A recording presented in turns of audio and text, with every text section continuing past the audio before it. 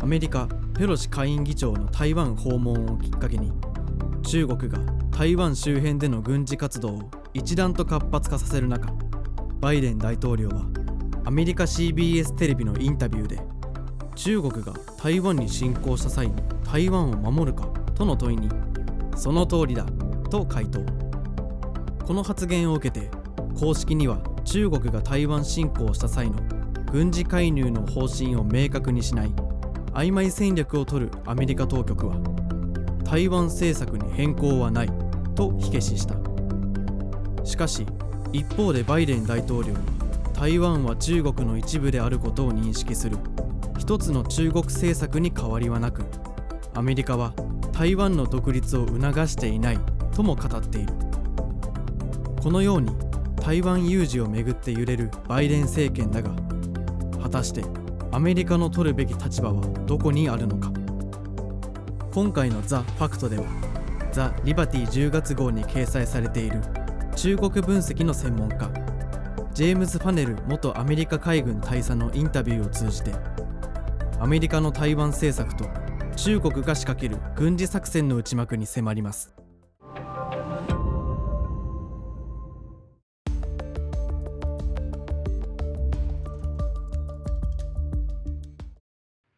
We know that I think in April, Speaker Pelosi had announced that she may be going, and then she got COVID, and then she couldn't go. I think what we saw goes back even further, and I think it's aligned to what I've talked to you before about this decade of concern, and that the PLA has been ordered from Hu Jintao and Xi Jinping years ago, decades ago, to be ready to take Taiwan as early as 2020.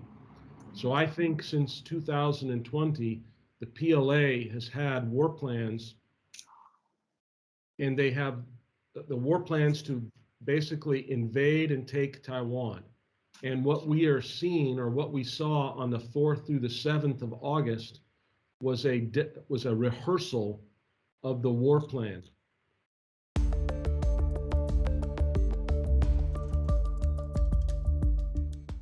Perspective goes along those, campaigns. And the first campaign is called the Joint Fire Strike Campaign, where you launch ballistic missiles at your adversary at Taiwan to isolate the military, isolate the political leadership, frighten the civilian population, and destroy key military targets. The next campaign is the Joint Anti-Air Raid Campaign, which then allows the PLA Air Force to control and have air superiority over Taiwan, all around Taiwan. And that would include maybe over parts of Japanese air defense identification zone. And then once you establish air superiority, once you've neutralized all the targets in Taiwan, then you can conduct the invasion of the island.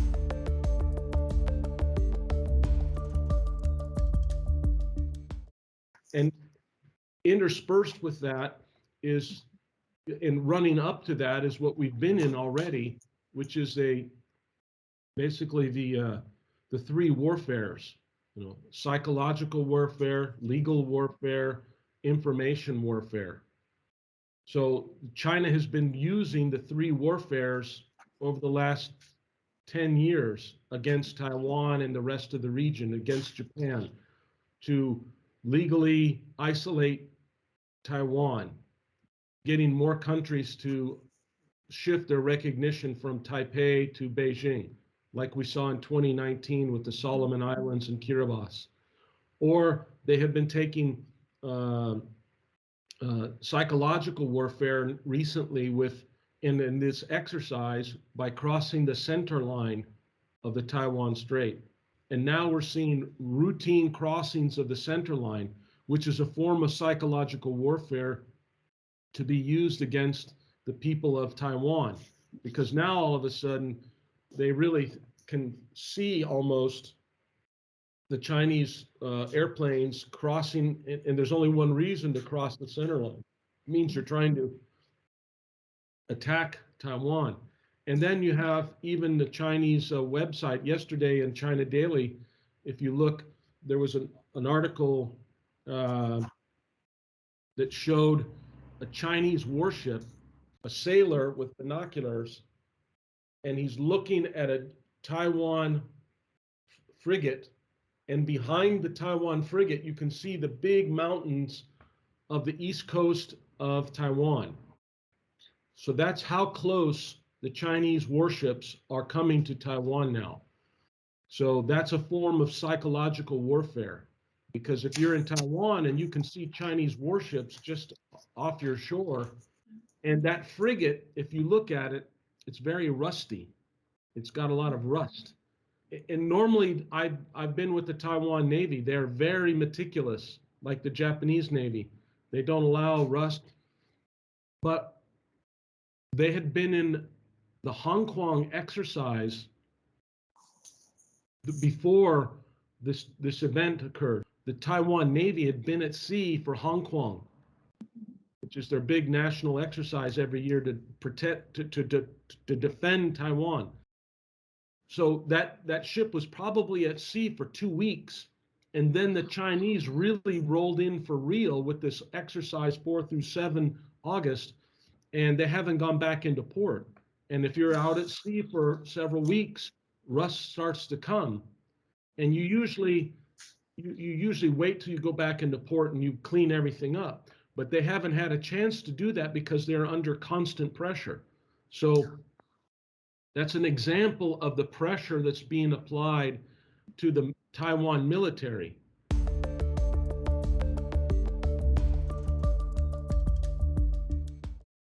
What we will see is this constant pressure from the PLA against Taiwan over the next 8 months. And then maybe in the spring, when they say there are 2 periods where the weather is the best chance for a cross-strait invasion, in the April timeframe and the October timeframe. And so it's possible that as early as April of 2023, the PLA could launch an invasion against Taiwan. It's possible.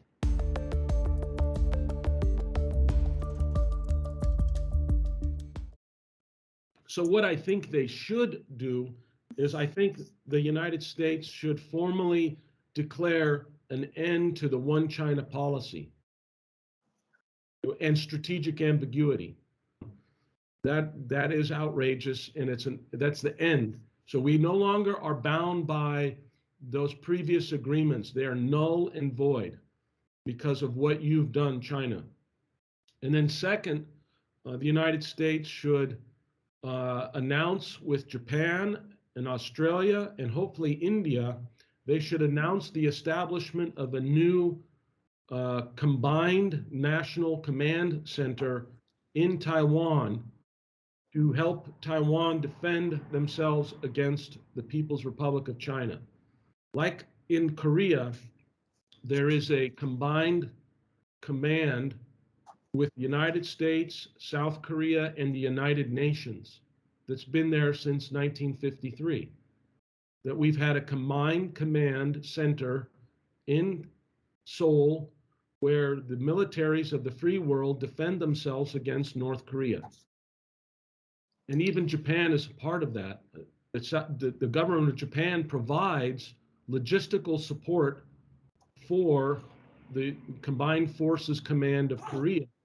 You have bases in Japan that are specifically have missions to help support the combined force effort in the Korean Peninsula.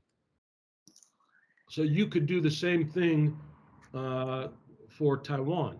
So a combined command center, and then the United States should announce that they are immediately, with the coordination and approval of the Taiwan government, which is another question, should deploy the US 7th Fleet and the 5th and 7th Air Forces that we have in the region to deploy to Taiwan. And the United States could make some other announcements in terms of our force allocation. So we have 50% of our warships in the Pacific, 50% in the Atlantic. Maybe we should now make a big shift and say we're sending over 25% of the Atlantic fleet to the Pacific.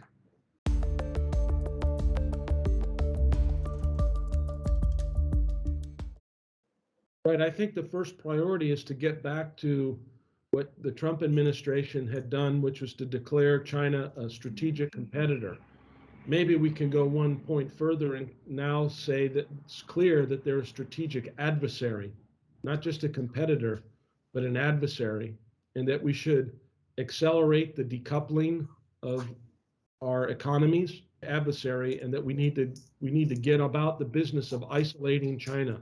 And from an American perspective, and I think in a Japanese sense, but primarily from the American perspective, is we got to get back to being a forward deployed naval power. And for 30 years, we were focused on the desert in the Middle East, and we were focused on ground warfare against terrorists. But now it's time to get back to great power competition, great power adversary relationships, and we need to have a strong Navy and Air Force that is forward, that can deal with China and keep them essentially bottled up. That again is a very difficult task, and it takes national will and national leadership.